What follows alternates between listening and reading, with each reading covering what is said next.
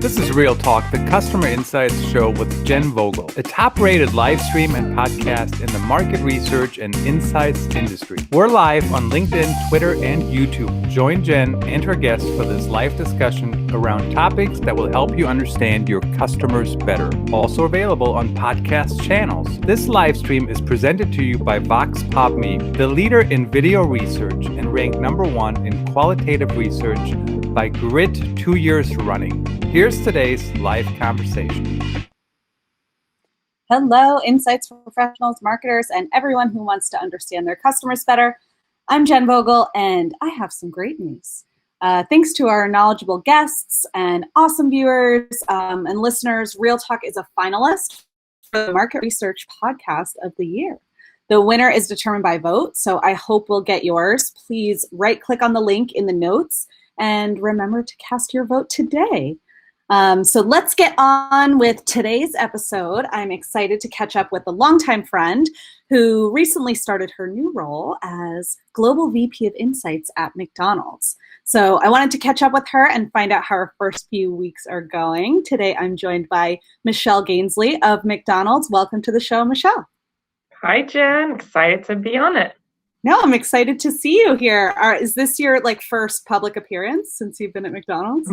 Since my new role, it is actually. It is my first public appearance. Yeah. Well, I'm honored to be the one to reveal you. and also, you'll be excited to know, Dave was my first guest at the McDonald's headquarters. Oh, well. So 2 for with Vox Pop Me. Well, we like to be #1. That's the secret.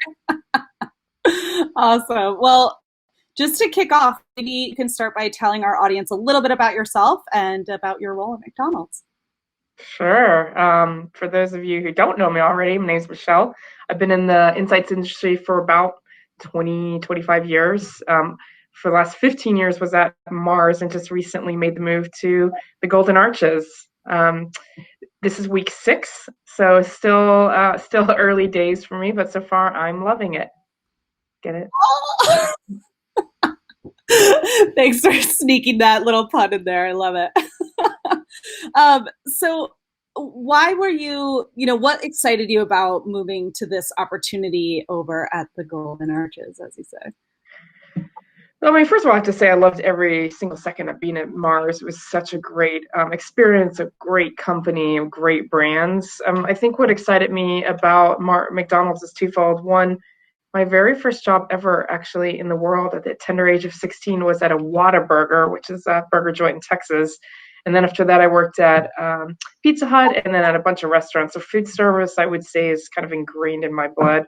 And I always thought if I ever left CPG or ever left Mars, I would leave CPG also and go into food service. So it was a confluence of new industry with one of the world's most iconic brands. As an insights person, what's so cool about McDonald's is everyone who comes up to me and finds out I'm working there either wants to tell me a nostalgia story, give me an innovation idea, or complain to me, which is all great because it just shows how much passion people have and emotion for the brand. That's so true. That now I feel like, is that an invite for a nostalgia story? Bring all of your complaints, your stories, your innovation ideas. But I'm going to send you a legal thing. I can't. If we do your innovation, you can't sue us. No. Oh my God, fair enough. I don't have any innovation ideas, but okay. I will tell you that I basically grew up on a McDonald's Happy Meal, and I recently was kind of on a road trip with my son who's 5 and got him a McDonald's Happy Meal, only to discover that it was his very first one, 5 years of life. No Happy Meals, and I'm like, what have I been doing all this time? I've totally slacked off. So now he's all full. And what was his reaction to his Happy Meal? Oh, he loved it. Well, his exact words were, "This looks like a McDonald's Happy Meal." And I'm like, "Yeah, bud, that's what it is." And he said, "I've seen these on TV." I'm like, "Have you really not had one of these before?" So, oh, yay. Yeah, poor parenting moment for me, but now we're on the Happy Meal train. Great. Thank you. So there's my nostalgia story.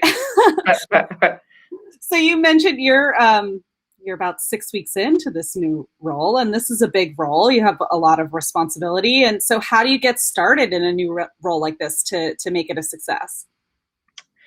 Well, this is going to be the most cliche answer on planet Earth, but I did actually, when I got the role, go out and buy from Amazon The First 90 Days. It's like an iconic book that any leader should have around how to structure your first 90 days, and it was super helpful. And I actually pulled together before I even started a 90-day plan. That one of the first tips and advice I was given is McDonald's has been around for a long time, so respect the culture and the history. Because I guess, there's, as a new leader coming from the outside, most people want to like make their mark. So before you make your mark, learn what's working, what's great about the system already. So I've spent most of my last 6 weeks talking to literally hundreds of people across the organization just to understand that what's working, what's not working, where should I not go and uncover opportunities, and where should I focus my energy. So it's been fun because McDonald's is, they call themselves the McFamily, and that's a real thing. Like, they really feel that way. It feels like a family. So it's been fun getting to know my new family, and just building relationships for the last 6 weeks. That's awesome. I think I could totally see like anybody coming into a new leadership role, like you do want to, like, I'm sure you've got tons of ideas and you want to implement them like day one. So I love that suggestion of respecting the culture and the history, especially of such an iconic brand as McDonald's. Like, there is a bunch of stuff that's worked very well for a long time. Exactly. Acknowledging that and learning about that is a great first step. Yeah, exactly. So what do you have planned for the next, I don't know, 60 days or so?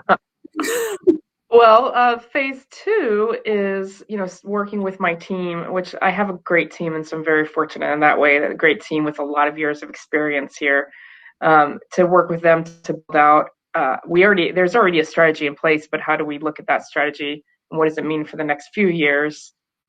And so we'll do that over the next month or so, and then align that with the many people in the organization that needs to get aligned with, and then start to hopefully put that in place the end of this year, beginning of next year.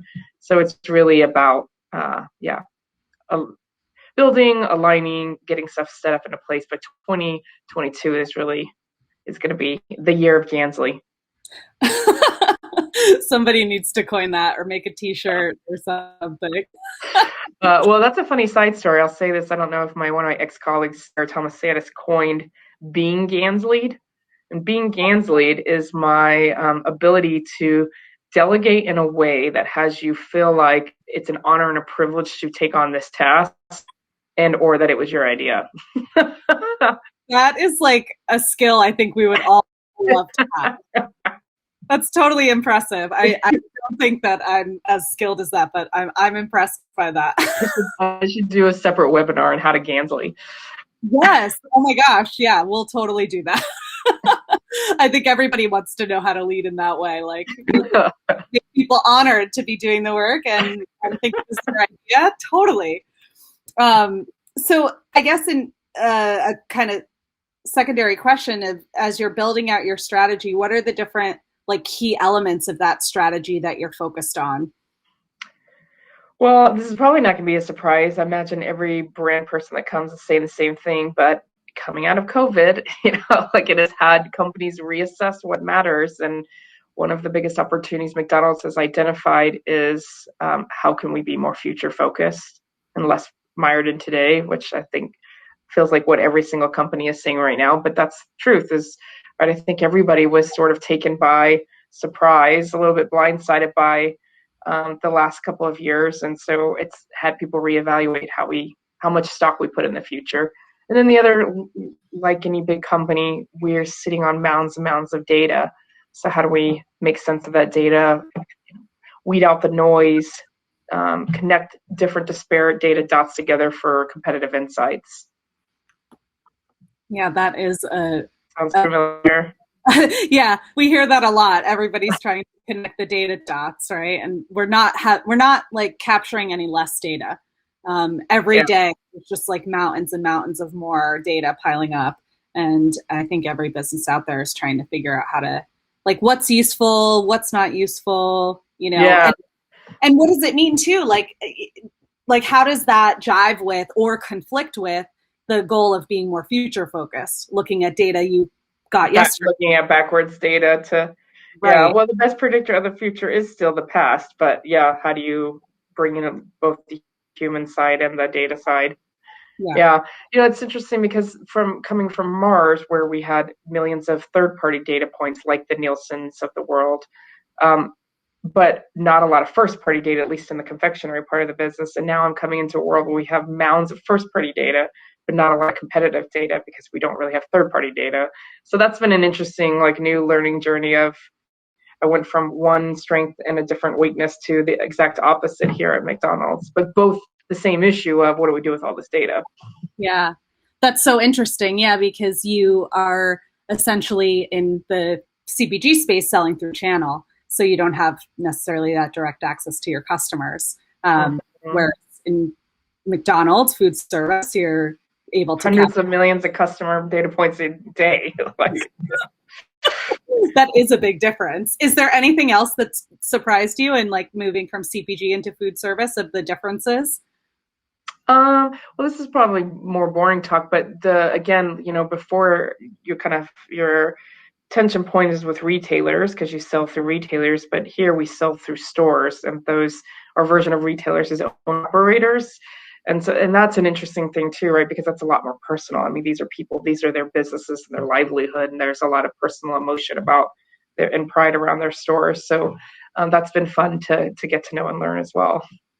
Yeah, I bet. We were just having this conversation last week about, one of the trends that kind of came out of like early COVID times was this theme of empathy. And the commentary was like, why is this the first time we're talking about empathy now in like April Yeah, 2020, right? But that feels like a trend that is sticking around. And, and thinking about your owner operators and how personal yeah. that is to them, and thinking about their customers and what it means to go through a McDonald's drive-through and get your Mhm. favorite meal or whatever. It's just a different mindset that I've seen certainly throughout the whole industry. Yeah. Well, it's also funny you say that because I was on a client call with Kantar around, they put together they put together something called the Future of 2020, and now they're putting together the Future of 2030. And they did a bunch of 100 stakeholder interviews to understand what themes were emerging. And just like you were saying, the topic of empathy came up. And in one side, that it's actually not new. I mean, that comes up all the time. It's just the nuance of how it's showing up today is a little bit different. And also because we've moved so far down the data and technology path, I think the idea of like we used to talk about customer empathy and now we talk about human empathy, Mm. right? And it used to be about customers in the context of our categories and being empathetic around like those moments. But now we're just talking about like empathetic to humans and their holistic lives and everything that means and how that plays into decisions they make. So I do think it's a different take on empathy than it was in the past. Yeah, it sort of seems like a novel idea to look at customers as people. Like, that feels like sort of new, but in such a beautiful way. I mean, it's a great shift in thinking about, like you described it perfectly, customer empathy versus human empathy. And I hope it's here to stay. It definitely seems like it's a trend that will stay. Yeah. I think from a research point of view, though, it makes it a little bit more complicated, right? Because it's less neat. Where do you start? Where do you end? What do you do with all the superfluous stuff? So I personally excited about it because that's what I am passionate about. But it's not as neat and clean for a research perspective. Yeah, totally. There's a lot more nuance to trying to just understand people and their lives and what they care about versus asking them, what flavors they prefer, right? So let's see. You recently went back into the office. You are physically in the office. I'm in the office right now. I love it. I love the yellow branding. How have things changed, working with teams in the last year and kind of being back in person? Well, it's a little bit of hybrid because not everyone is back yet. Most people come back in September. It's just the officers that are back right now. So we're like the guinea pigs for how it's going to work, I guess. Honestly, as a woman, you can probably appreciate this, Jen, but the hardest part about transitioning back to work is the whole like, what am I going to wear today? Did I remember to pack a lunch? Like I have to get into a car and drive into downtown. Like that's like way more stressful to me than the being in the office. but the being with real humans again, man, it feels so nice just to be able to have that coffee chat or wave hi to somebody or sit with somebody else over lunch. The human element's been great. That's awesome. Yeah, I could. Yes, getting ready in the morning sounds awful, but I love that, you just have conversations in person with people that you wouldn't set a meeting for, right? Right. Those sort of like off the cuff things and just passing people by, and you get some really cool stuff accomplished when you're in person with people. So exactly. Is it tough being sort of hybrid where you're in the office and you still have a big team remote? It is in that I spend all day long still on video conferences, but in conference rooms now instead of in the comfort of my house. But again, still most of the people are video, so we're largely still video. I'm just sitting in a different physical space. It will be interesting when we come back because like most companies, we're doing a 3-day-a-week flexible thing. So for the foreseeable future, most meetings, except for the ones where they're required to be in person, will probably be hybrid.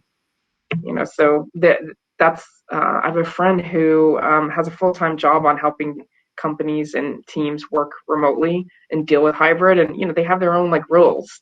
How you deal with hybrid is different than how you deal with totally remote or totally in person. So I think it will be another learning curve. Oh, totally. I think any business who was previously like fully in person, this is a big adjustment. And that the hybrid is really tricky, I think. Like if you're all remote, everybody's kind of level set. If you're all in person, everybody's, again, on the same level. But if you're hybrid, you kind of have to pick which is first, right? Like, are you an office first culture with people that can work from home, or are you remote first with an office space? Because those two things are very different.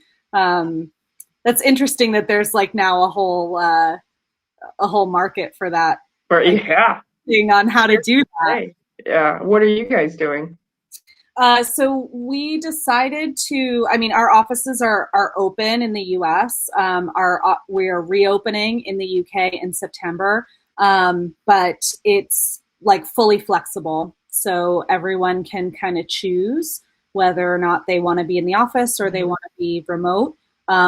So far in the US, at least, it seems our teams have been really anxious to get back in person. So, and I got to travel out to Utah last month and be with the team and just to see everybody, like be in an office and have it be buzzing a bit was, that in person was really nice. But yeah, we did spend a lot of time trying to figure out like how many days, which days we have to be, and finally just said, everybody choose what you want to do. And if we need more space because more people want to come in than we thought, or we need less space because less people are coming, and we'll adjust as we go.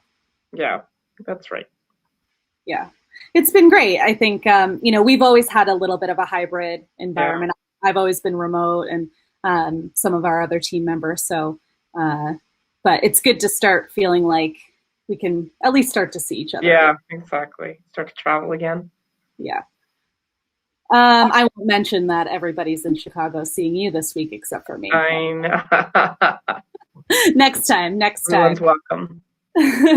So, you mentioned that being like future focused is a big part of your strategy and what McDonald's is looking at. Like, what's ahead for the future? What kind of trends do you see happening for your business as well as just for Insights in general? Yeah. Well, speaking of that, since you made a plug for Real Talk, I will make a plug for my old team's podcast called Future Imagined, a foresight podcast, and it is related to your question in that, right before I left Mars, I had created a foresight team, and we started to work on what are the sticky shifts that we can expect to see. Those are true for any business, and one of the ones that is affecting McDonald's obviously is this idea of more hybridization and adaptability, that people aren't going to be going back to, largely will be still working in some kind of hybrid model. So that has a lot of implications on things like workplace and food around workplace, right? People are more than ever doing delivery, and restaurants and companies have adapted to that. We ourselves have seen a massive spike in delivery at McDonald's. So it does have some implications on things like where we where do we put our bets on premise versus off, and how long do we think that's going to sustain? And so that's one that I think is really interesting. My other favorite one, which I think has a lot of implications in the food industry, is around we call the joy of misbehaving. And it's that idea that we've been rule following for the last year and a half, and we've been largely stuck inside for the last year and a half, that people are just anxious to get out into the world and be a little naughty. And I don't really mean that in that literal sense, but like you're at a restaurant, you're like, you know what, I will have a dessert, or I don't need those shoes, but I'm going to buy them. So that idea of just like treating yourself is a really real thing in all the many facets. And I think that's like a great opportunity because we've been in this sort of trend of health and wellness, which still exists, but then there's this other side of it, which is like, I want to let loose a little.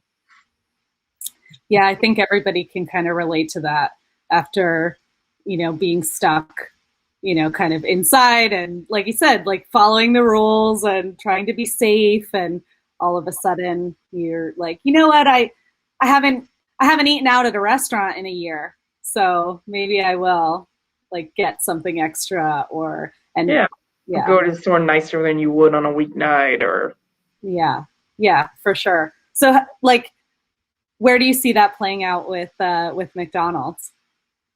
Well, I think we're already seeing it play out. For example, that the size of checks have gone up pretty dramatically. And that's a little bit because people are buying for their families for at home versus for self. But it's also because, people are probably like, maybe I'll upgrade to that large fry where normally I wouldn't, or I'll get that apple pie. So we do see it at McDonald's in the size of our check sizes. But I think like I said, I think it plays out everywhere, regardless if you're in the food industry, whether it's grocery stores or restaurants. Yeah, for sure. The delivery thing is so interesting to me too. I'm wondering like how much of it is going to stick around, because, there certainly were already businesses that were signed up for Uber Eats or whatever. And that was a thing before, but all of a sudden it was the only thing.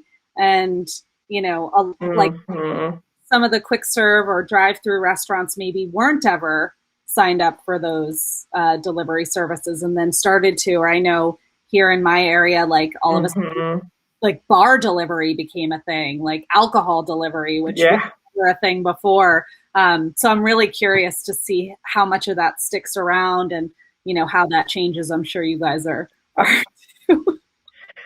Well, they say it takes 6 weeks for a habit to change, and we've been in this for much longer than 6 weeks, and people are always going to go to the path of least resistance. So the things that are adding value into people's lives will stay, and the things that weren't won't, right? So delivery is definitely here to stay. I think the difference is we had no choice but to have stuff delivered largely. Now that we can go out, of course, it's going to probably come back down a little, but it's going to level out higher than where it was before, because delivery is convenient and great. And now we know that we can have alcohol delivered, or like anything ever on planet Earth delivered to our house now. Yeah, for sure. Yeah, even that like sort of treat yourself vibe of like, I would really like a late night ice cream or milkshake or something like that. And maybe the kids are asleep, so you can't leave. So, you just order it. Talking for a friend, right, Jen? I've never done that myself. You hear that's something people do. I mean, maybe. Yeah, I'm not sure. No, for sure. I mean, it's definitely a totally different way to consume. And so you're right. Like, it definitely, I think, will stick around. It's just seeing, how much. And it probably differs based on the type of establishment it is, or, suburban, urban. Right. And I've seen new types of, like convenience store delivery, like you can order from CVS or Walgreens, or medicine, over-the-counter medicine or tissues or whatever you might need through like Uber Eats, which is, new for me in the last month or so. I've seen that. So that's not even like something that's been happening for the whole last year or whatever. That's new now. And that is an indication for me. Like if there's innovation happening, for sure. Like that is something that, certainly those companies think is here to stay. Yeah, I mean, that is one of, even though I would never wish another pandemic in our lifetime or ever in any lifetime, the amount of innovation that has been spurned from this period has, I think that's a silver lining in a dark cloud. Yeah, there has been some pretty impressive innovation and definitely some, shifts in the research industry and methodologies and what types of, Mm-hmm. researchers are taking. So it's been great to see, and some trends that we're starting, but are Been accelerated. Mm-hmm. yeah, Great. I think it's a great thing for the industry as well, for sure. yeah, for sure. Wonderful. Well, this has been great to chat as always. I appreciate you doing it live on the show today. Yeah. Yeah, thanks for coming. Next time we'll do the topic of learning how to Gansle. Yeah. Great. I can't wait to share my secrets. Amazing. Well, thanks everyone for joining us and listening today. Don't forget to rate and review our show wherever you listen to podcasts. Please remember to vote for us, Market Research Podcast of the Year, or the Future Imagined Podcast. I guess you can vote for that one too. Follow the link in the notes. On the next episode, I'll be joined by Priscilla McKinney of Little Bird Marketing. See you then.